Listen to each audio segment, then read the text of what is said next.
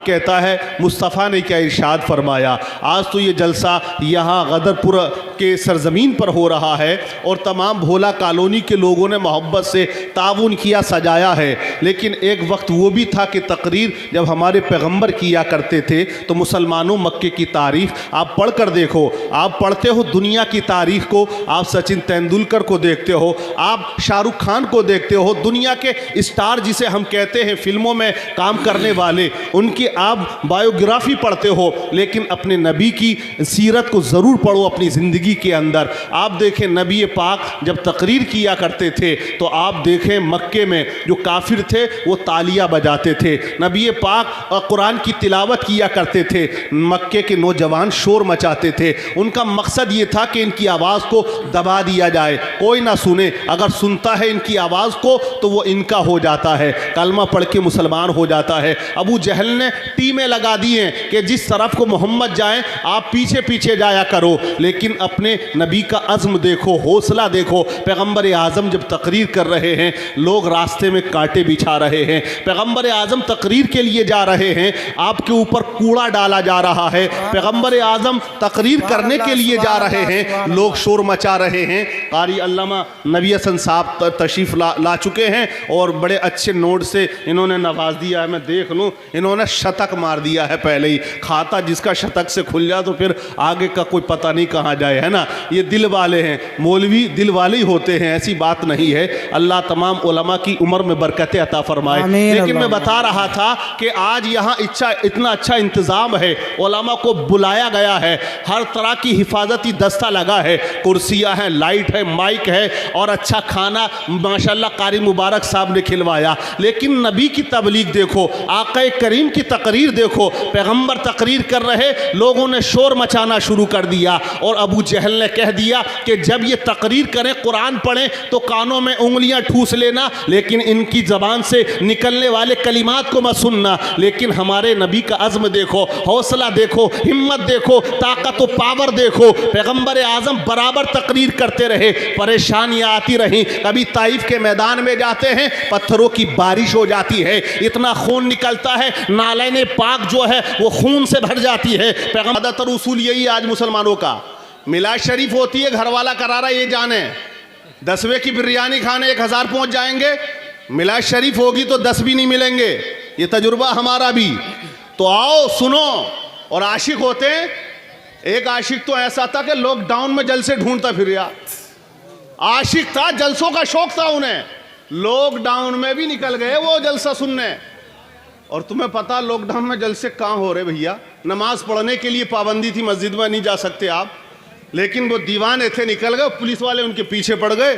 लेकिन जब उन्होंने देखा कि पुलिस के डंडे से बचना ज़रूरी है, ना बचेंगे तो यहीं मेरी खिचड़ी बना देंगे, तो वो दौड़ते दौड़ते कब्रिस्तान में चले गए। पुलिस वाले भी कब्रिस्तान में पहुंच गए। ये थे बड़े चालाक, फातिहा पढ़ने खड़े हो गए कब्र पे एक। तो पुलिस वाले बोले, फातिहा जब से पढ़ ली इन्होंने तो बोले भैया क्या करना आए हैं? बोले अब्बा की याद आई तो कब्रिस्तान आ गया था फातिहा पढ़ने। लेकिन इत्तेफाक ये था, डर की वजह से जहां ये खड़े हुए कब्रिस्तान में, वो कब्र एक बच्चे की थी। तो एक पुलिस वाला बोला तुम्हारे अब्बा बड़े छोटे, कब्र तो छोटी है। तो ये चालाक थे, पुलिस के डंडे से जरूर बचना था भैया। तुम्हें पता कैसे चल लिया था उस टाइम, बिल्कुल गेंद स्टेडियम के बाहर ही जा रही है, ऐसा मार रहे। तो ये बोले कि हमारे अब्बा बचपन में इंतकाल कर गए थे, इसलिए कब्र छोटी रह गई। तो पुलिस वाले बोले बचपन भी हो गया? बोले हाँ बचपन भी हो गया था, बचना था। बहरहाल तो दीवाने बहुत आपको मिल जाएंगे, लेकिन सच्चा दीवाना वही होता है जो मुस्तफ़ा से प्यार किया करता है। तो ये आज जो है जश्न दस्तारबंदी का मौका है। शायर कहता है कि ये शायर ने बड़े अच्छे अच्छे अशार लिखे हैं हुफ़ाज़ इकराम की शान में और नबी की शान में, बेशुमार शायरी आप लोग सुनते आए हैं। शायर कहता है इल्म व तहज़ीब व तमद्दुन का करीना एक तरफ, सारा आलम एक तरफ, शहर मदीना एक तरफ। अरे 30 पारे कल्ब के जुज़दान में महफूज हैं, सारे सीने एक तरफ, हाफिज का सीना एक तरफ। सुबहान अल्लाह कह दें। सुबहान अल्लाह माशाअल्लाह। याद तो आपको है ही माशाअल्लाह, और बड़े हशाश बशाश चेहरे हैं, रास्ता है, चल रहा है। कारी मुबारक साहब आ चुके हैं क्या? अच्छा न हम सफ़र न किसी हम नशी से निकलेगा, हमारे पाँव का कांटा हम ही से निकलेगा और ख़ुद अपनी ज़मीं पे एड़ियाँ रगड़ने से हमें यकीन है पानी यहीं से निकलेगा। दूसरे के भरोसे ना रहें, दोनों हाथ सभी हजरात हवा में लहरा लें। और कहता है नबियों में सबसे ऊंचा सिंहासन है आपका, नबियों में सबसे ऊंचा सिंहासन है आपका, हर उम्मती के हृदय पे शासन है आपका। बेशक बेशक सुभान अल्लाह। हिंदी में है ये, समझ रहे हैं? हिंदी समझते हैं? हाँ, बहुत भारी एमए पास बैठे हैं ये, देखो कह रही है, समझ रहे हैं। बहरहाल समझनी चाहिए, और बगैर अगर नहीं समझ में आए तो मामला उल्टा हो जाता है। वो है ना, एक गांव के आदमी थे जो पढ़े लिखे नहीं थे, इंग्लिश वगैरह नहीं जानते, शहर चले गए, होटल पे भूख लग रही, बैठ गए, ऑर्डर कर दिया कि एक प्लेट बिरयानी और कबाब की हमें आप दे दें। तो होटल के जो मालिक थे, माशाल्लाह हमारी ये बुजुर्ग जो हैं इस्लामी बहन, ये लेके आई हैं, जो भी मोहब्बत का नजराना, अल्लाह उम्र में बरकत अता फरमाए और बीमारियों से महफूज फरमाए। आमीन तो कह दो यार, तुम बड़ी टेंशन में आ जाते हो।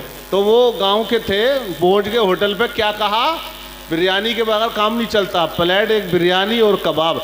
तो वो होटल के मालिक बोले कि आज संडे है, तो ये बोले एक प्लेट संडे की दे दो आप, चलो। तो वो बोले संडे का मतलब छुट्टी है, होटल पे कुछ नहीं मिलेगा। तो ये बोले यार हम तो ये समझ रहे संडे भी किसी डिश का नाम होगा, आज ये खा के जाएंगे। तो हो जाता है। शायर कहता है नबियों में सबसे ऊंचा सिंहासन है आपका, हर उम्मती के हृदय पे शासन है आपका, हीरे जवाहरात लेकर मैं क्या करूं, मेरे लिए तो काफ़ी दर्शन है आपका। सुभान अल्लाह। मेरे लिए तो काफ़ी दर्शन है आपका। आकाश सज रहे थे बड़ी धूमधाम से और खुदा कह रहा था सुंदर स्वागतम अभिनंदन है आपका, सुंदर स्वागतम अभिनंदन है आपका। कि जिंदगी जिनकी गुजरती है उजालों की तरह, लोग याद रखते हैं उनको मिसालों की तरह, और इल्म वालों को कभी मौत नहीं आती, इल्म वालों को कभी मौत नहीं आती, वो जिंदा रहते हैं किताबों में हवालों की तरह। सुभान अल्लाह कह दें आप लोग भी। जिन्हें कुर्सी की ज़रूरत है वो ले रहे हैं भैया, जल्दी से कमेटी वाले दे दें जिन्हें जिन्हें ज़रूरत है, और आस्था थोड़ा आप गुंजाइश रखें। देखना भैया, सजावट वगैरह तुम तो सब फाड़ने फिर रहे हो यार। हाँ, कुर्सी आराम, मैं कह रहा हूँ कुर्सी है यार, अभी चली जाएंगी, किराए की आई है के चक्कर में ज़्यादा टेंशन मत लीजिए। और कुरान पाक जब आप पढ़ेंगे, अल्लाह फरमाता है कुरान में इक़रा बिस्मि रब्बिकल लज़ी खलक़, कुरान पाक की सबसे पहली आयत नाजिल होने वाली नबी करीम पर सबसे पहले यही आयत नाजिल हुई। कौन सी हुई? इक़रा बिस्मि रब्बिकल लज़ी खलक़। तर्जमा क्या है? पढ़िए अपने रब के नाम से। पढ़ने का हुक्म दिया, रब के नाम से दिया। जो भी तालीम हम पढ़ें अपने रब के नाम से पढ़ें। तो आप समझ लें इस बात को। देखिए कुरान ने सबसे पहला पैगाम, सबसे पहला मैसेज जो दिया वो हमें पढ़ने का दिया। देखिए कुरान ने सबसे पहले ये नहीं कहा, या अल्लाह ने ये हुक्म नाजिल नहीं फरमाया कि नमाज पढ़िए, या ज़कात का हुक्म दिया हो, या हज करने का हुक्म दिया हो। सबसे पहले जो हुक्म दिया गया है वो पढ़ने का दिया गया है। आखिर रीज़न क्या है, वजह क्या है? नमाज तो सबसे अफजल इबादत है, और कुरान में सबसे ज़्यादा जिक्र नमाज के बारे में आया है। क़यामत में सबसे पहले अगर सवाल होगा नमाज के बारे में होगा। तो मुसलमानों जरा जहन करीब कर लो और बात को समझने की कोशिश करो कि हमें पढ़ने का हुक्म दिया, पहले नमाज का हुक्म नहीं दिया, रोजे का हुक्म नहीं दिया, ज़कात का हुक्म नहीं दिया, हज करने का हुक्म नहीं दिया, पढ़ने का दिया। क्योंकि पहले हमें पढ़ना पड़ेगा, तभी तो हमें नमाज पढ़ना आएगी। पहले हमें मदरसा जाकर हजरात मसाइल सीखने पड़ेंगे, तभी तो सही माना में ज़कात निकाल पाएंगे। हुजूर हाफिज़ मिल्लत का कौल मुझे याद आ रहा है, आपने फरमाया कि मस्जिद बाद में बनाना, पहले मदरसा बना। पहले मदरसा बनाने का उन्होंने क्यों कहा? हजरात तो इसीलिए कहा कि मदरसा वो जगह है जहां नमाज सिखाई जाती है, न मदरसा वो जगह होती है जहां गुस्ल के फराइज सिखाए जाते हैं। वुजू कैसे किया जाए ये मदरसे में सिखाया जाता है। अगर कुरान पढ़ना है किस अंदाज में कैसे पढ़ना है, तरतील के साथ पढ़ना है, क्या तजवीद होती है, तजवीद की तारीफ क्या होती है, है, कुरान को कैसे ठहर के पढ़ना है, ये मदरसे में सिखाया जाता है। ऐ मुसलमानों, अगर साहिब निसाब हो गए, ज़कात के क्या मसाइल हैं, किस तरह से ज़कात कितने परसेंट की निकालनी है, किस किस माल पे ज़कात निकालनी है, ये मदरसे में पढ़ाया जाता है। अगर रोजे का मामला है, मसाइल आपको सीखने पड़ेंगे। रोजा हमें रखना है, अफ्तारी का वक्त कब खत्म होता, कब शुरू होता है और सहरी का कब खत्म होता है, ये तमाम मसाइल मदरसे में सिखाए जाते हैं। हज करने के लिए आप जाते हो, लेकिन अगर इल्म नहीं है, एजुकेशन नहीं है, तालीम नहीं है, अगर पढ़ा नहीं है, तो वहां जाके किस तरह हज अदा करेगा, सफा मरवा पे कैसे दौड़ना है, तवाफ कैसे करना है, किस तरह कंकर मारना है, जो अरकान है हज के वो कैसे अदा करने हैं, ये मदरसे में सिखाया जाता है। मदरसा वो जगह है जो दीन का किला होता है, तो किलों को मजबूत करना चाहिए। मदरसे के अंदर माँ बाप से मोहब्बत कैसे की जाए, उनका अदब और एहतराम कैसे किया जाए, ये मदरसे में सिखाया जाता है। ऐ मुसलमानों, पड़ोसियों के क्या हुकूक होते हैं, ये मदरसे में सिखाया जाता है। अपनी बीवी के साथ किस तरह से लाइफ को गुजारना है, क्या हुकूक हैं उसके, ये मदरसे में सिखाया जाता है। तो मदरसा वो जगह है जहां तमाम चीजें सिखाई जाती है। आदमी को आदमियत का दर्स दिया जाता है, इंसानियत का सबक पढ़ाया जाता है। तो मदरसा मजबूत होगा ऐ मुसलमानों, तो बच्चे निकल के आएंगे, एजुकेशन फैलेगी, बच्चा दीनदार बन जाएगा। आज वरना आप ईमानदारी से बताइएगा, कारी मुबारक साहब गदरपुर के अंदर मेहनत कर रहे, कई सालों से इदारा खड़ा कर रखा है, तमाम बच्चे यहाँ पर आ रहे, हर साल दस्तार होती है, लोग पढ़ के जाते हैं, लेकिन ये एक मदरसा नहीं है। मैं तुम्हें चैलेंज के साथ कहता हूं, पूरे हिंदुस्तान का सर्वे कर लो, जहां मदरसे हैं वहां मुखालिफत भी है। लोग कहते पैसा खा गया, लोग कहते चंदा करके घर बना लिया, मौलवी अगर कार खरीद ले, लोग कहते कि कार ले लिए चंदे के पैसे से, हालांकि दुनिया कार में घूमे, लेकिन कौम इस बात को बर्दाश्त नहीं करती कि मौलवी कार में घूमे, स्प्लेंडर पे घूमे, मोटरसाइकिल पे घूमे। लोग एतराज करते हैं, लोग चाहते हैं हमारी कौम का जो रहनुमा है, जो सरपरस्त है, वो झोपड़े में रहे, मकान बनाने लोग कहते चंदा कर लिया होगा। मुखालफत हर जगह होती है, और ये याद रखिएगा, जो हक होता है उसकी मुखालफत हमेशा से हुई है। इमाम हुसैन हक पर थे, लोगों ने मुखालफत की है। यजीद आया था, नहीं आया था मुखालफत करने के लिए, और हजरत अली का ये कौल है, जो हक होता है, जो सच होता है, उसकी मुखालफत होती है। लेकिन मैं आपको समझाना चाहता हूं, ये मदरसे होते हैं, अगर ये खत्म हो जाएंगे, दीन आगे ना बढ़ेगा।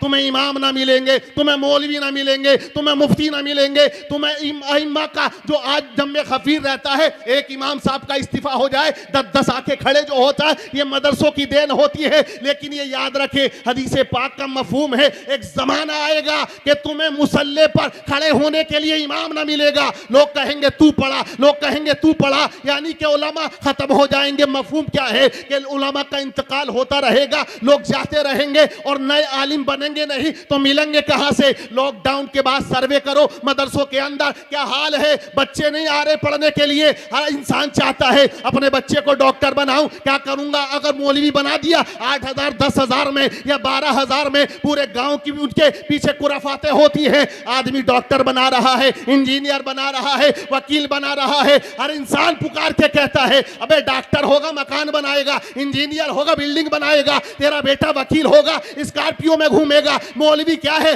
दर दर की ढोकरे खाएगा, 7 हड्डियों का खाना खाएगा। लेकिन ये याद रख ले, ये इंजीनियर, ये वकील यहाँ दुनिया के अंदर मकान बना सकते हैं, लेकिन हाफिज कुरान वो है, अल्लाह के नबी फरमाते हैं उसे अल्लाह जन्नत में महल अता फरमाएगा।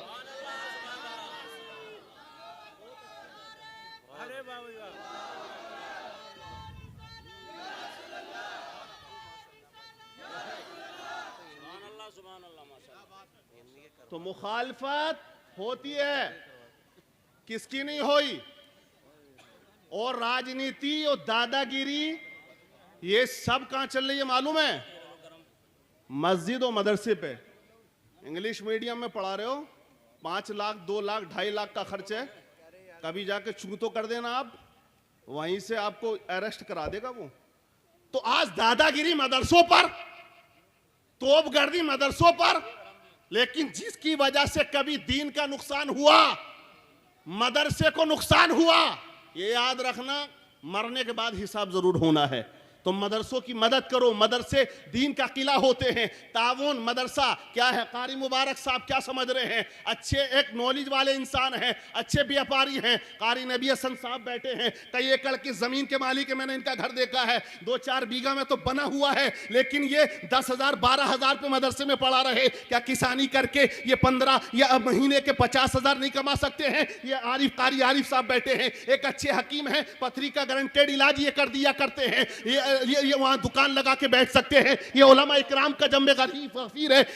ये शायर इस्लाम नवाब रजा करोड़पति हैं अपने घर के। ये उलमा तमाम जो जिम्मेदार हैं, कारी ताहिर साहब बड़ी जमीन है, अच्छे घर के मालिक हैं, लेकिन क्यों घर गांव गांव जाके ये दीन का काम कर रहे हैं? अबे वजह यही है, अगर इन लोगों ने अपने आप को सरेंडर कर दिया, पीछे हट गए, कौन जाएगा? तुम्हें ज़कात निकालने के लिए ज़कात खाओगे तो ये जाते मौलवी कहते ज़कात निकाल, इनकी मेहरबानी होती है, इनका एहसान होता है। दर दर जाकर गालियां सुनते हैं, लोगों की ताने सुनते हैं, लेकिन फिर भी मदरसे के लिए, दीन के लिए, मुस्तफ़ा के घर के लिए गालियां सहते हैं। इन्हें ये पता है आज यहाँ ये दुनियादार लोग हमें गालियां दे रहे हैं, लेकिन क़यामत में अहमद मुख्तार हमें शफाअत कराएंगे। तो ये याद रख लें, सब जानते हैं, सब जानते हैं। तो ये उलमा की कदर हमें करनी चाहिए, वरना आजकल गांव गांव का मामला यह है, इमाम अच्छे कपड़े पहने तो ये कह रहा बैठ के चौराहे पे, ओह बड़ा चिकना होकर घूम रहे हैं इमाम साहब तो, और ऐसे ही आ जाए बगैर प्रेस के कपड़ों में। अगर सूफी बन गए तो कह रहे हैं कि ओहो सुल्लड़ी इमाम लिए क्या। अगर ज़्यादा कुछ बोल रहे हैं जमाने के लिए, बड़ बोले उठा ले, ना बोले तो गूंगे आ गए। सब घूमे मार्केटों में, इमाम ना मिल जाए ये कहते हैं ओहो बड़ा रंगीला, देखो तो बाजार में घूम रहा है ना। दुनिया कपड़े पहने अच्छे, ना पूछते हैं कहाँ से मारा, ये कहते कितने का लाया। इमाम को अगर पहनने मिल जाए तो कहते कहाँ से मार दिया, मतलब इमाम मार दिया। सोच को बदलो, सितारे बदल जाएंगे। नजर को बदलो, नजारे बदल जाएंगे। अबे कशियां बदलने की जरूरत नहीं है, दिशाओं को बदलो, किनारे बदल जाएंगे। समझ रहे हैं? बिला ठेकेदारी नहीं चली भैया, जो उठ जाएगा उठ ही जाएगा कयामत के दिन। कुरान कहता है यौम तशहदु अलैहिम अलसिनतुहुम व अयदीहिम व अर्जुलुहुम बिमा कानू यामलून। ये हाथ, ये पैर, ये सब कुछ गवाही देंगे कयामत में। जबान को ताला लग जाएगा, पूछा जाएगा, हाथ खुद कहेंगे बता क्या क्या किया। ये हाथ कहेंगे ये किया है, ये बिल्कुल इंटरनेट पे चलाता था, मोबाइल बहुत फैश फिल्में देखता था। आंखें कहेंगी। तो बहरहाल हाथ अगर आज मुस्तफ़ा की मोहब्बत में उड़ जाएंगे तो कयामत में गवाही देंगे, अल्लाह ये हाथ उठे थे तेरे रसूल की मोहब्बत में। कहते कि पहनावा नंगा जिस घर में शान से पहना जाता है, हैरत है परिवार वो आज अच्छा समझा जाता है नहीं। लोग कहते हैं कि अगर ईमानदार है तो कहते हैं बेवकूफ़ है, और झूठा है तो कहते हैं चालाक है, और फैशन है जिसे कहते हैं बेहयाई तो लोग कहते हैं फैशन है। लेकिन शायर ने कहा कि पहनावा नंगा जिस घर में शान से पहना जाता है, हैरत है परिवार वो आज अच्छा समझा जाता है। औरों की तहजीब जब अपने घरों में लाओगे, मगरिब की तहजीब से रिश्ता यूं ही और बढ़ाओगे। और दावा है किरदार ये होगा कल के हिंदुस्तानी का, पैंट पहन के निकलेगा ये सिला के मच्छरदानी का। तो वक्त वो ज़्यादा दूर नहीं है, उत्तराखंड की सरजमीन पर साबिर पाक तशरीफ़ लेकर आते हैं और किस तरह से इस्लाम का प्रचार करते हैं, कलमा पढ़ाकर बहुत से लोगों को मुसलमान बनाते हैं। और हकीकत भी यही है, शायर इसी बात को कहता है कि वो नूर नहीं मिलता चांदों सितारों में, जो नूर मिलता है मदीने के मीनारों में। सुभान अल्लाह, क्या बात, सुभान अल्लाह। थक गए क्या? ये कहते हैं 12 बजे के बाद 12 बजे बताइए चेहरे पे, अभी तो 12 भी नहीं बजे। अरे माथे की निगाहों से देख रहे हैं पीरे तरीक़त सैयद फारूक मियाँ साहब तशरीफ रखते हैं, चेहरे का दीदार करें। कितनी सादा मिजाजी के साथ हजरत बैठे हैं, मेरी दूसरी मरतबा मुलाकात है। तो ऐसे पीर हैं माशाल्लाह, सादगी है। वरना भैया पीरों के तुमने देखे रंग बिरंगी ठेले चल रहे हैं आजकल ना है। अबे पीर भी बड़े बड़े पैर बने पड़े हैं, खा गए कौम को पूरा का पूरा। आप देखें, वरना तोन इतनी लंबी होती है बहुत से पीरों की कि बच्चा बैठ के खेल लेगा आराम से। एक पीर साहब थे कि वो मुरीद के चले गए, गरीब था, उसने जो है अंडे खिला दिए यार। अंडों को देख के पीर का तेवर बदल गया। पीर बोले कि इन अंडों के वालिदैन कहाँ हैं? तो मुरीद बोला हजरत ये यतीम है, इंतकाल हो गया इनके वालिदैन का। तो ऐसे पीर भी हैं जो खाने पर नजर रखते हैं। तो आप दीदार करते रहें, आप पीर तरीक़त का दीदार करते रहें। बिल्कुल, मैंने आपको बताया टेंशन कभी कभी हो जाती है आदमी को। एक औरत ने अपने पीर साहब की दावत कर दी, उसके आदमी ने अपने पीर साहब की दावत कर दी, 2 पीर इकट्ठा हो गए। लड़का जाकर जो है वो इमाम साहब की दावत करिए हाँ गए। अब वो सकराने का थाल जो है रख दिया। सकराना समझते हैं? सकराना बूरा होती है और ऊपर से घी डलता था, अब तो ख़त्म हो गया, रसगुल्ला आ गया। और शादियों में जाकर देखो तो फिर तो डोंगे पे डोंगे चल रहे हैं, होश का ले रहा आदमी है ना। तो वो बहरहाल मैं ज़्यादा लंबा टाइम नहीं लूँ, तो उन्होंने वो औरत जो थी उसने क्या करा कि बीच में गड्ढा करके ना चावलों के और उसमें भर दिया सारा घी। अब वो घी पिघल गया गरम गरम चावलों में। तो एक पीर साहब देख रहे यार बीच में गड्ढे में घी है, आए अब तो अपनी तरफ कैसे आए। तो पीर साहब बोले जन्नातिन तजरीम इंतहातीहल अनहार, जन्नत में नहर होगी। उन्होंने डंडा खींच दिया था करके, तो घी उनके तरफ को चल पड़ा। तो दूसरे पीर साहब बोले जन्नातिन तजरीम इंतहातीहल अनहार, बोले नहर थोड़ी होगी, 2 नहरें होंगी, एक दूध की होगी एक शहद की होगी। उन्होंने 2 डंडे खींच दिए।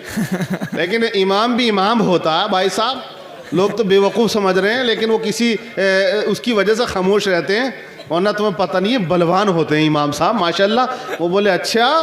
उन्होंने कहा इमाम साहब ने पूरी थाली उठा के कि जन्नत में पहले जा रहे हो, कुरान कहता है इज़ाजुल ज़िलातिल अर्दु ज़िलज़ालहा, अबे ज़मीन हिल जाएगी, ज़लज़ला आएगा। उन्होंने थाली उठाई और ऐसा कर दिया पूरा, तो वो सारा घी चारों तरफ को फैल गया। तो वो बोले अब खाओ, बहुत देर से जन्नत याद कर रहे हैं। तो ऐसे लोग भी हैं माशाल्लाह।